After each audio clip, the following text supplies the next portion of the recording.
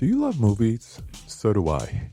What's up, y'all? It's KB, and I love movies, inviting you to listen to The Conversation, a film podcast where passion meets perspective and opinion. From the old school to the new, I invite a guest on to discuss the movies that thrill us, challenge us, break our hearts, or even blow our minds. There's always new episodes dropping wherever you get your podcasts.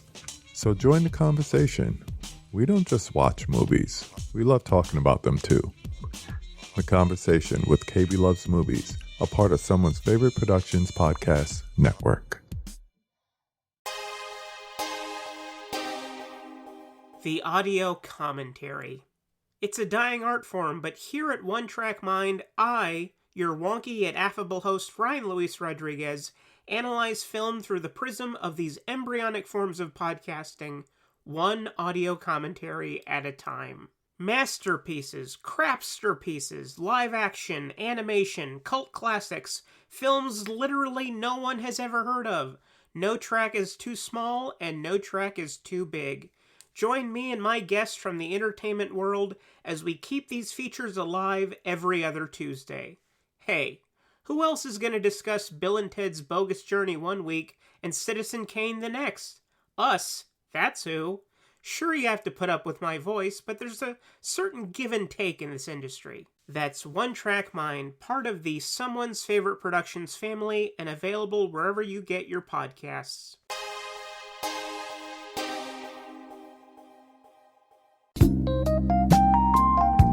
All right, listen up, cabbies. I got your assignments. Riga, 643. Wheeler, 148. Nado, 804. And all of you. You need to join host HP and Father Malone as they examine one of the greatest sitcoms in television history, Taxi. In Night, Mr. Walters, a Taxi podcast. Bantha, 0, like your boxing record. Night, Mr. Walters. Weird Way Media.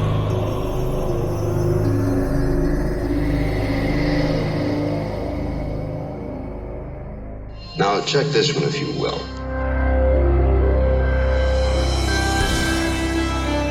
Tonight we offer you the sour fruit of a scientist's failure.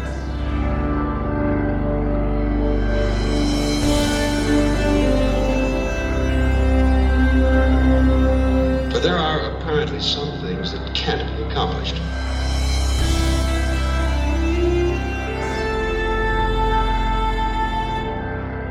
And therein lies the tale and hangs the picture. In this, the Night Gallery. Welcome back, art lovers, to Midnight Viewing, the Night Gallery podcast, where we discuss Night Gallery, Rod Serling's follow-up to The Twilight Zone. I'm Father Malone, and with me here in the gallery are the Culture Cast, Chris Stachiw. There's something in the woodwork. And the Projection Booth's Mike White. Why have you disturbed me? Tonight we're talking about 2 episodes from Season 3, episodes 11 and 12. Something in the Woodwork, Stairway and Death Inspector, on a Barge. Cobwebs and Darkness. It's called Something in the Woodwork.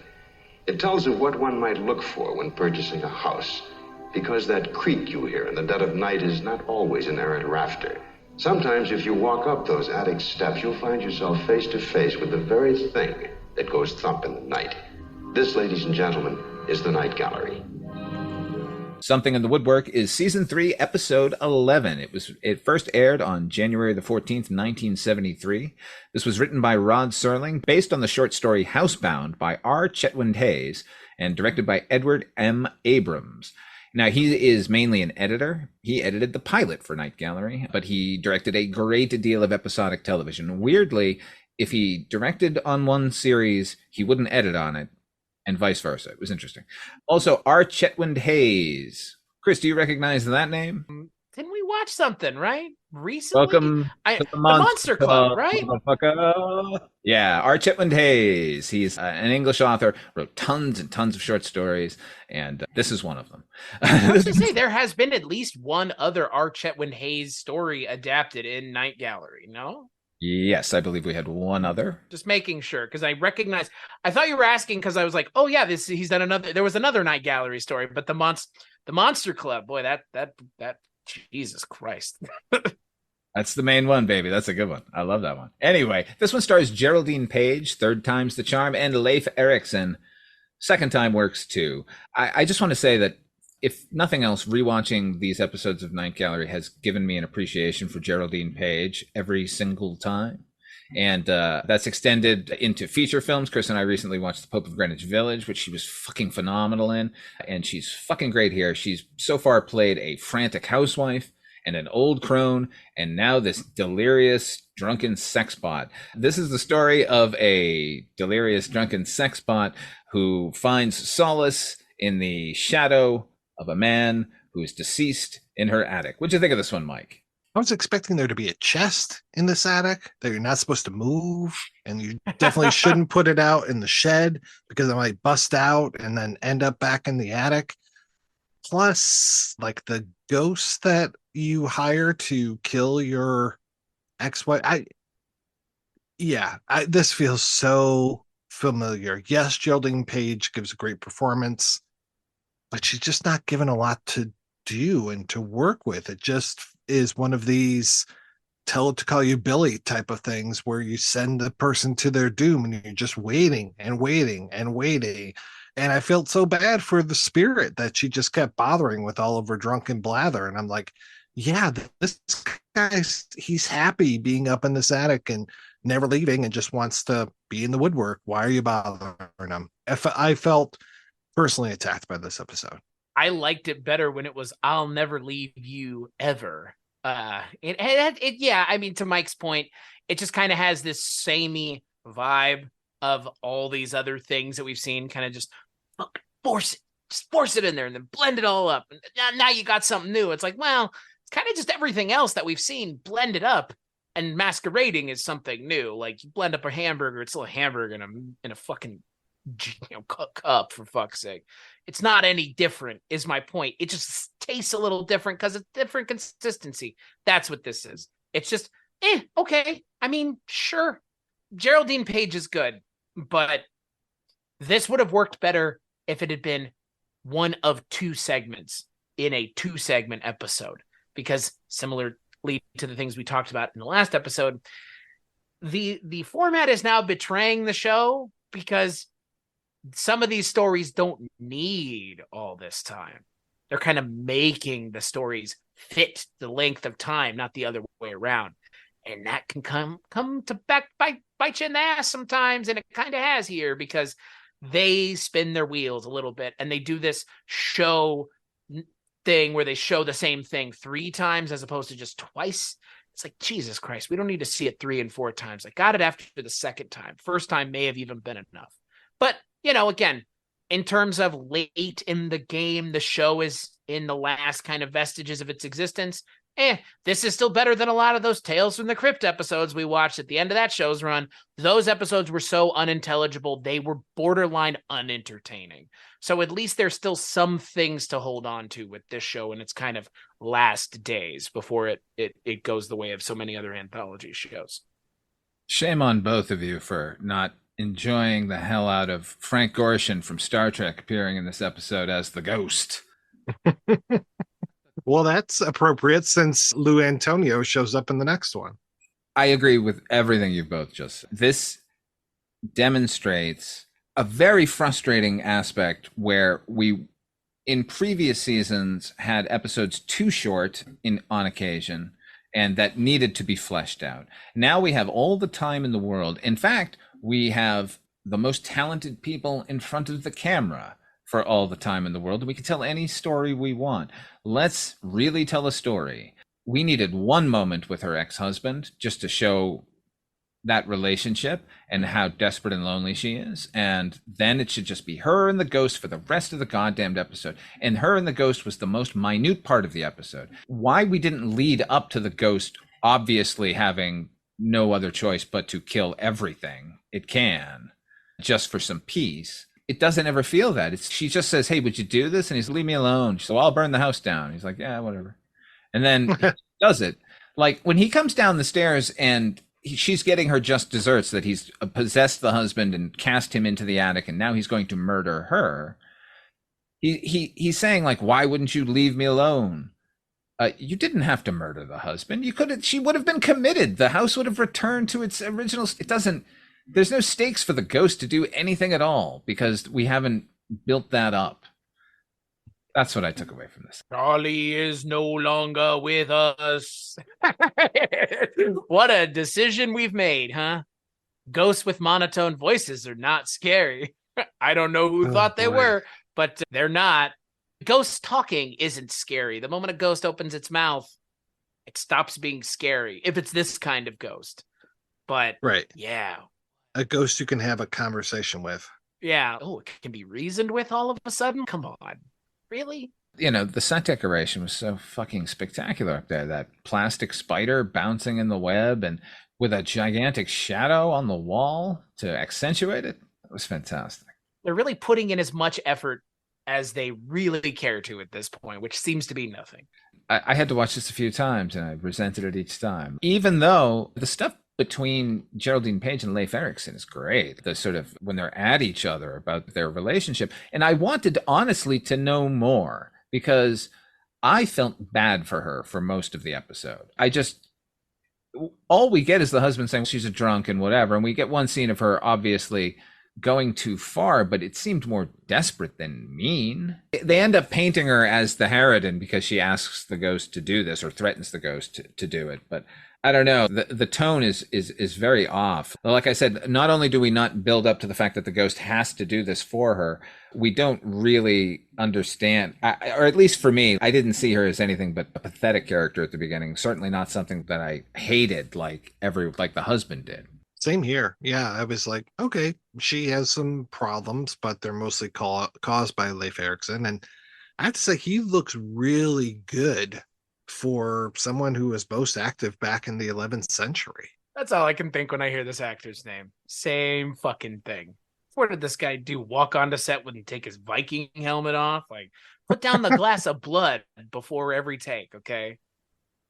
I love the shots of Geraldine Page's eyes with, as I sit here, fucking benefit of the audience, her eyes with the shot of the ghost inside. That's peak Night Gallery now. They're doing the eye shot from Columbo. They're doing the glasses shot with Robert Culp in Columbo. They're doing it here. But they're doing it in a way that's, what? Why? This just looks goofy. And there's like the face in the background that kind of fades in and out. I don't know. They use all the tricks in the book when every time she goes into the attic. It's pretty great.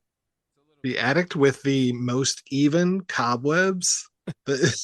Perfect coverage. Perfect cobweb coverage. Yes, there's not one 2x4 that doesn't have the exact right amount of cobwebs on there. Props to the props guy.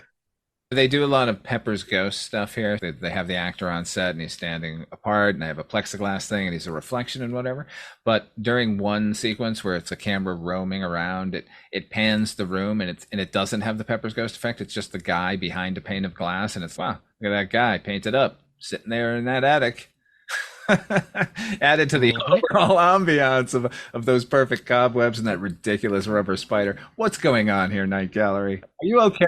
Are you all right? The amount of time that they linger on that spider is hilarious, and then they have another one. There's not just one, there's two fucking spiders.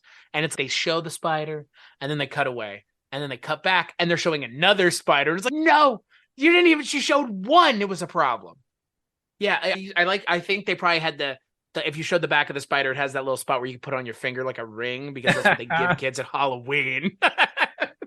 Fucking embarrassing. What was the thing with the pendant that I think she was trying to give that to Leif Erikson and he was all mad about it. And it shows up right at the end of the episode too. Yeah, I did not understand even what it was. Something she had made or purchased for him and then he refused it. And then when she makes the decision that he's going to die, she throws it away very symbolically. I think that was it was a birthday gift, right? Because she had baked him a birthday cake. It was a birthday dinner. And yeah, again, I think Rod Serling and company meant for us to think like she was being just pushy and gross there. And I thought, oh, this is so sad. Somebody get her a friend. Get that. Where's that cat Leonard Nimoy tangled with? It'll be company for her.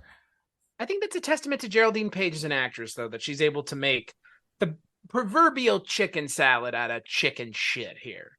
She elevates it, because I think anybody else would have been that kind of just like a nagging, just crone of a woman that you expect from this kind of story. And this just like conniving bitch is the way it's written on the page is totally just conniving beyond words. And it doesn't come off that way at all. And I think this episode is better for it, but I think it also hurts it because it feels like, oh, there's a great performance surrounded by kind of some of the worst things we've seen in this show so far in terms of set design faux pas that are so hard to ignore. They're like, it's like a child's fucking haunted house in elementary school. The story... Actually, take that back. It would probably be better in elementary school because the adults would have done it. The episode calls for Billy Northrup, Adrienne Barbeau from Creepshow's character here. Oh, totally. And instead, what we got is this subtle, nuanced performance by Geraldine Page that made me really sad for her, which I'm not in any way bagging on Adrienne Barbeau's performance. She is perfect in Creepshow. That is exactly what that movie needed. And I'm saying maybe this episode needed it a little bit more too, because Geraldine, is this a case where Geraldine Page is too good for the episode? Is she? Yes. Yeah, maybe, because I cared too much for her. She was nominated for an Oscar for being in 2 scenes in Pope of Greenwich Village. Yes, she's too good for this episode. Yeah, she's a great actress. She's a good actress. Every time we've seen her, she's good. This is one of those cases where it's like, oh, I would say it's a shame, but we have seen her be good in the show in season 2 twice. So at least there is that. But I'm just going to go on a limb here because, again, I feel like it needs to be mentioned. These third seasons, these anthology shows are a fucking drag. Yeah. I don't get it. Tales from the Crypt was this way. Twilight Zone 85 was this way. This show is this way. Like, what? Why did everybody just decide to give up collectively at the same time? It's funny that you brought up Billy, because when she was sending Leif Erikson upstairs, I was like, yeah, make sure you tell them to call you Billy. So should have been her. Would have been a little bit more lively an episode instead of a funeral dirge. We got her just desserts in the end, right? But I just felt bad. It's right. It's right. No, wrong. No, exactly. I had a hard time. I had a hard time understanding the moral compass of this episode. Let's put it that way. Why couldn't he just leave? Like, why did he have to kill her? Just you got a body now, baby. Go out and get murdered elsewhere. She was a drunk and she tormented him. Okay. Day. That's the thing. It was like one day. She was just like, hey, man, I want to talk to you. And he's like, leave me alone. And then he starts talking to her. He only says, like, why are ghosts such dicks in this show? Like, why? There's been like very few positive ghost interactions in this show. Bob Crane interaction was great. You owe me now, sucker. It is Twilight Zone adjacent, so I guess that the interactions are never going to be positive, but all of the ghosts in Night Gallery all feel very samey in their goals that they're trying to achieve, which is revenge on the humans who have wronged them. Is seemingly all the usage of ghosts in this show is revenge on the humans that wronged them. And this story is once again another entry into that, because the ghost is mad that Geraldine Page, what bothered you, motherfucker, in the attic for a day, man. I'd like to see what happens if it goes past 2 days. You disembowel me? Jesus. Don't you miss Blackout sketches? I do. I actually do. Yeah. I missed it. Yeah. Clearly. And we've had one this whole season, that stupid vampire photo or whatever it was. Smile. Yeah. Mike, you describing it's better than the whole thing. I think it takes me longer to describe it than to watch it. We show paintings like this one, in a color scheme of blood-red sky with corpse-white moon. This, we tell you up front, is a story of vampires. And, of course, this must conjure up images of Bela Lugosi and Christopher Lee, somewhat frigid, malevolent, monstrous creatures. But reserve such all-conclusive judgment of the living dead until you hear the story of a particular vampire. The kind you might find in a place like this, the Night Gallery. All right, Death on a Barge. This is season 3, episode 12. First aired on March the 4th, 1973. It was written by Halstead Wells from the short story The Canal by Everett Worrell. And this one was directed by Leonard Nimoy. This one stars Lesley Ann Warren, Lou Antonio, Brooke Bundy, and Robert Pratt as Ron.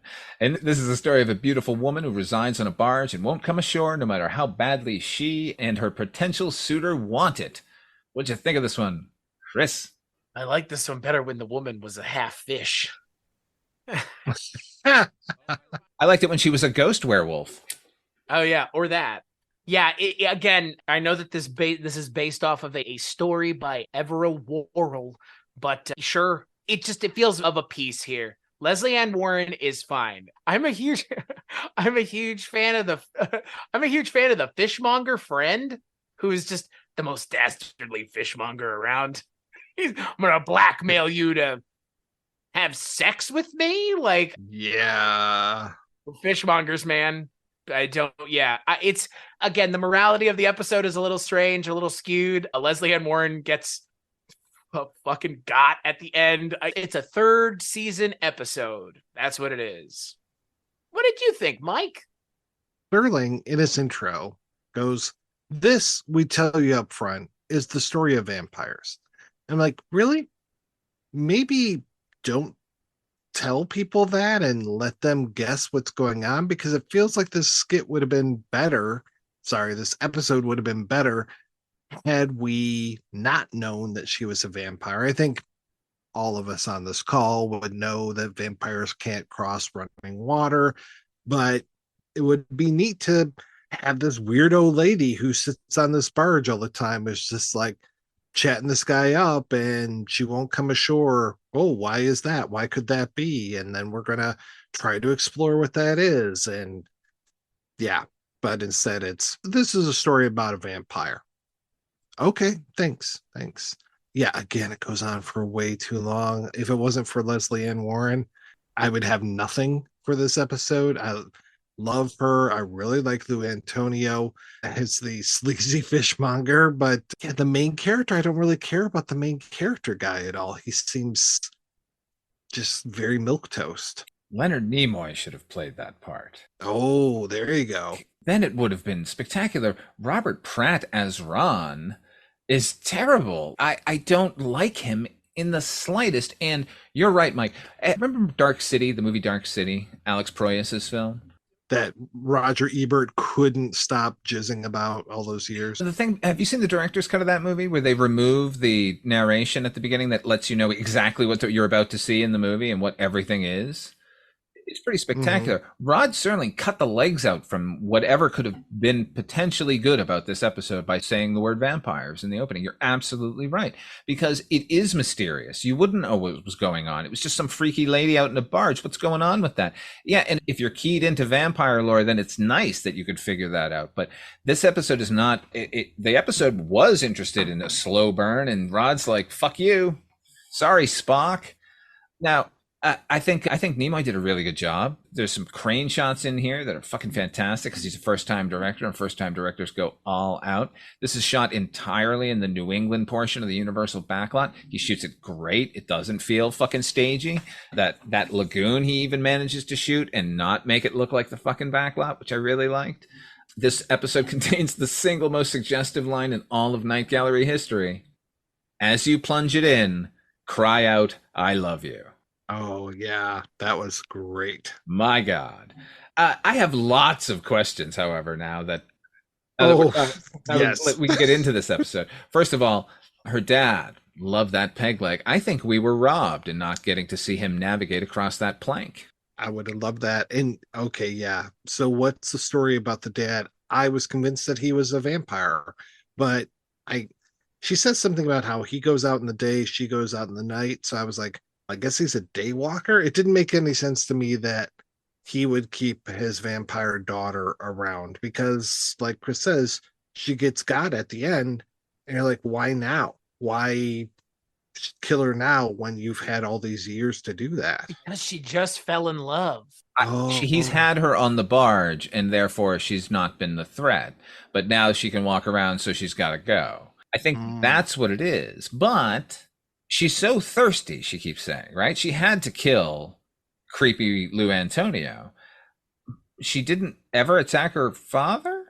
She's that thirsty? Is he feeding her? Do they talk at all? They have some overlap. He's her familiar, is he not? Like, essentially, he gets her food.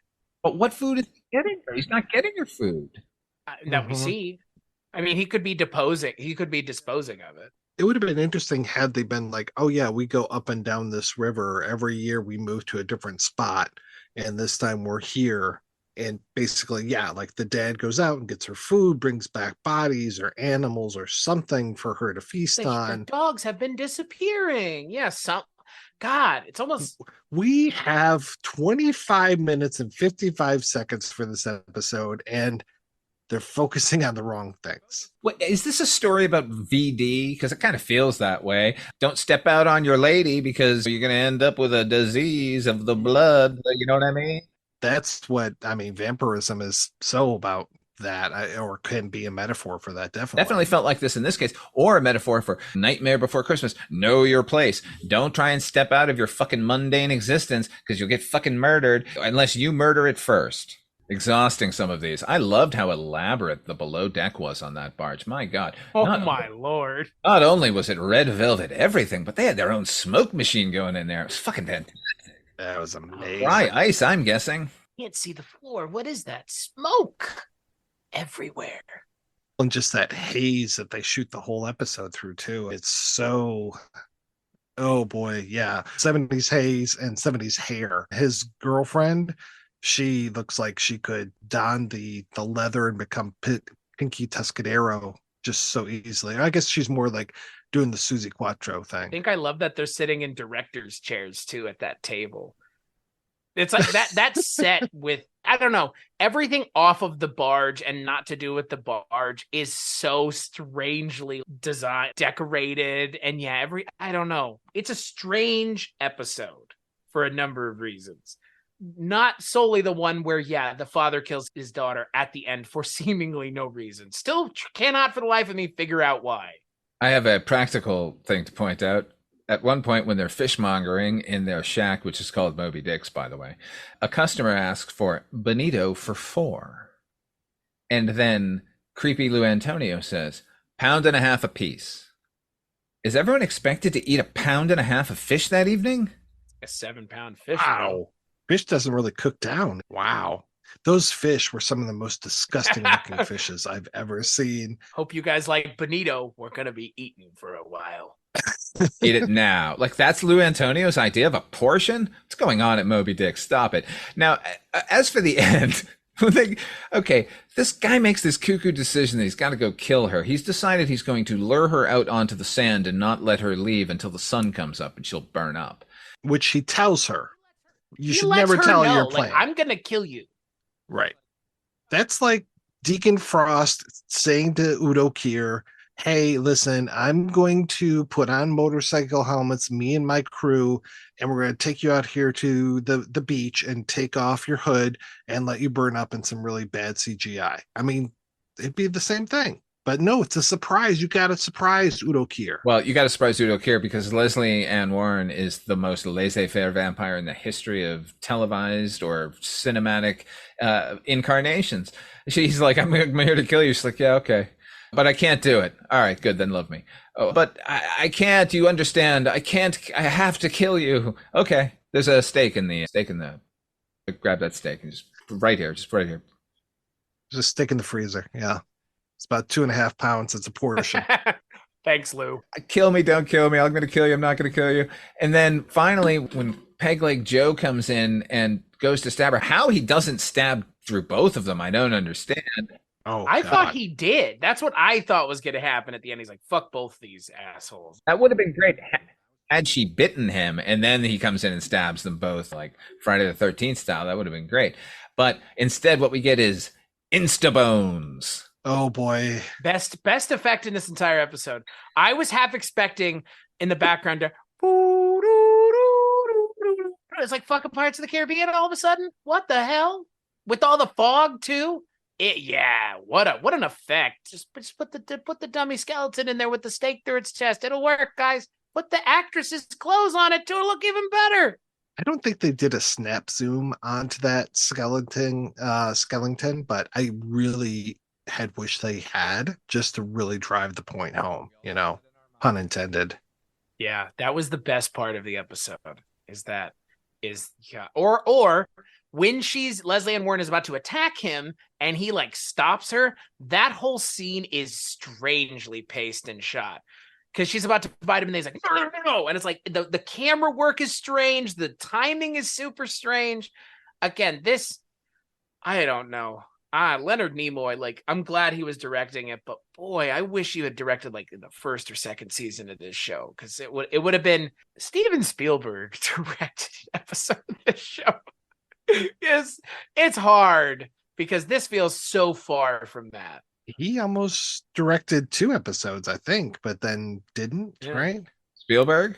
Well, he definitely directed the pilot episode, but then it's attributed to him, but Make Me Laugh is not his, according to him. I thought there was plans for him to do another one, and they were like, he got busy or something. Yeah, I believe he had done 2 episodes of another show, and they offered him this, and he said he couldn't do it, and that's when Jack Laird said he'd never work for Universal again. Can I say, to the point of talking about this Barge and Universal, I half expected the fucking Jaws shark the Jaws shark's popping out 10 feet behind the set, right? That's like, no, not yet, not in 72. You know what I'm getting at. It's of course. This feels so fucking set bound. It's so set bound. All the stuff away from the Barge is fine, but that Barge is just, man, that's just a set. That's just a set.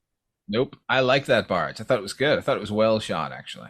I know it's the backlot, but there are certain hallmarks that less experienced filmmakers, which is funny because this is his first time, like it's glaring that we're just out back here and there's a grip truck just out of frame.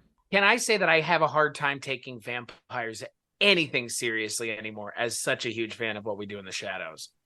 Because I just have a hard time taking vampires seriously anymore. Because they're just so fun. And I don't know, like, vampires aren't scary. I don't know if this is trying to be scary, but it doesn't succeed at much other than giving us, once again, some really choice decisions in terms of set decoration and effects.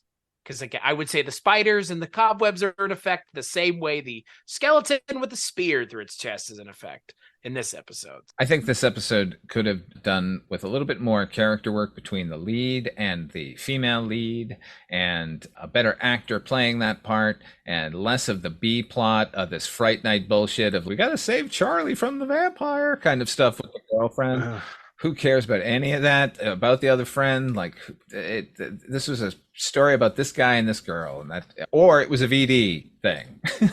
It's better if you read it as a VD thing, but not much better. All right, we're going to play a preview of our next episode, and we'll be right back to wrap things up. Strips of ethereal night clouds as seen from the vantage point of a square acre of tombstones, and the face of a neutral onlooker who surveys the silence. Well, perhaps not quite total silence, because the name of our painting is Whisper, and it tells the story of one body inhabited by 2 people. And at a point, as you can well imagine, this gets crowded. And if this one doesn't ice up the old spine, we'll send you one of our official apologies, along with the body. That's the kind of guarantee you get in the Night Gallery.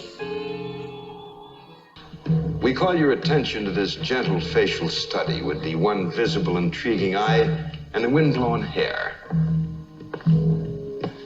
And to those of you whose visual acuity is perhaps better than most, you'll note the skulls that one eye is contemplating. This painting is called Doll of Death, and it tells a story that takes place in the West Indies, where the ancient art of voodoo is still practiced and celebrated. Now, if you don't believe in voodoo, you can take this with a grain of salt. On the other hand, if you find yourself dancing to that distant drummer, and the drum seems to beckon, check for missing pins and brand new dolls. This, ladies and gentlemen, is the Night Gallery. That's right. On the next midnight viewing, we'll be taking a look at Season 3, Episodes 13 and 14, Whisper and the Doll of Death. Midnight Viewing, the Night Gallery podcast, is a proud member of Weirding Way Media Group, and the theme song was composed by HP. Until next time, what are you working on? Where can people find it, Mike White? Well, you can always find all the stuff that I work on over at weirdingwaymedia.com, or if you just are interested in the projection booth, you can find that at projectionboothpodcast.com. But you can also find it at weirdingwaymedia.com, just so you know. How about you, Chris Stachiw? weirdingwaymedia.com. That's where you can find all the things that I do, including this show, which we show up on, and other things that we've done. Chronicles from the Crypt, Kolchak tapes, Barney Miller, lots of anthology, Dreams for Sale. Just mention the anthology stuff. If you're listening to this, there's no way you wouldn't be interested in those things as well. So there's plenty of anthology talk to fill your hours over at weirdingwaymedia.com.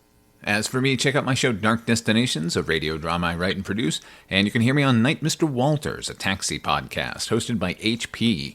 If you want to hear this show a week early, head over to Patreon/Father Malone. Membership will get you listening ad-free and give you access to exclusive content. Thank you for joining us here at Midnight Viewing. The gallery is now closed.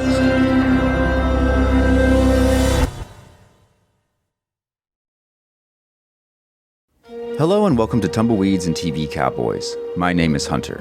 In this podcast, I'll be joined by a different guest each week to discuss a classic Western movie or TV show. I've been a fan of classic Westerns for as long as I can remember, and in recent years, they've become very nostalgic for me. I love the aesthetic, the tropes, and I love seeing different filmmakers' takes on them. At their best, they're incredibly entertaining, rewatchable, and some of my all-time favorite movies are Westerns. We'll mostly focus on Western movies made in Hollywood, but we'll also be covering spaghetti Westerns, and one thing I'm very excited to get into are Western TV shows. I've got some amazing guests coming on the show, film professors, historians, and podcasters. And Tumbleweeds and TV Cowboys is part of the Someone's Favorite Productions podcast network, and many guests on the show will be from other shows on the network. Thanks for listening.